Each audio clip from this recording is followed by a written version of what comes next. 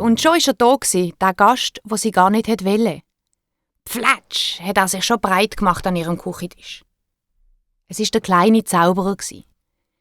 Der kleine Zauberer ist ein wüster kleiner Mann mit einer langen, dünnen Nase, die ganz gerade abgestanden ist. Er hatte spitzige Zähnchen und freche kleine Augen. Auf seinem Kopf ist ein spitziger Hut gesessen, der ein paar Löcher hatte. Und aus diesen Löchern sind Haarbüschel rausgewachsen. Hunger? Hunger habe ich! Hat er gerufen und dabei mit seinen Füßchen auf dem Tisch trommelt. Hunger! Hunger! Hunger! Hunger!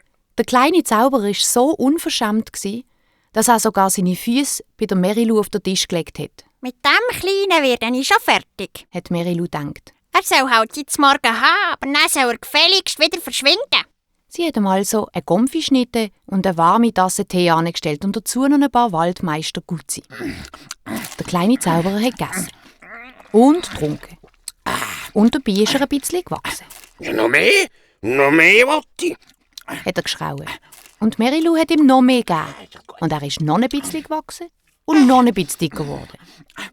Je mehr aber der kleine Zauberer gegessen hat, umso dicker ist er geworden und umso mehr Hunger hat er bekommen. Er hat alles gegessen, was er auf dem Tisch und in der Küche gefunden hat. Das hat ihm aber noch nicht gelangt.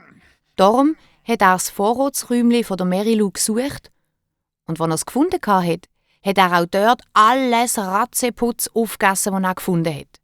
Äpfel, Rüebli, Mais, ganze Gläser voller Gomfi, Essiggurken, Sardinen aus der Büchse, ungekochten Reis, sogar rohe Herdöpfel und eingelegte Aprikosen und alles, was man so aufbewahrt für den Winter. Bei jedem Biss ist der Zauberer grösser und dicker geworden.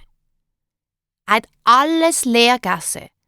Und dann war er fast 3-mal so gross wie die Merilu und so dick, dass er fast nicht mehr zum Vorratsräumchen rausgekommen wäre.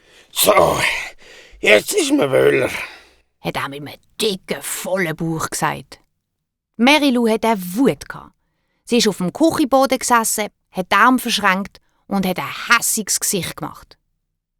Auch ihr Kater war böse. Denn der Zauberer hat seine Milch ausgetrunken. Jetzt längt's aber, du bist so unverschämt. Los, mach, dass du endlich fortkommst. Aber der Zauberer hat nur gelacht und hat sich wohlig am Boden auf den Rücken gelegt. So schnell kriegst du mich nicht mehr los, musst gar nicht meinen. Also, der muss ihn forthexen.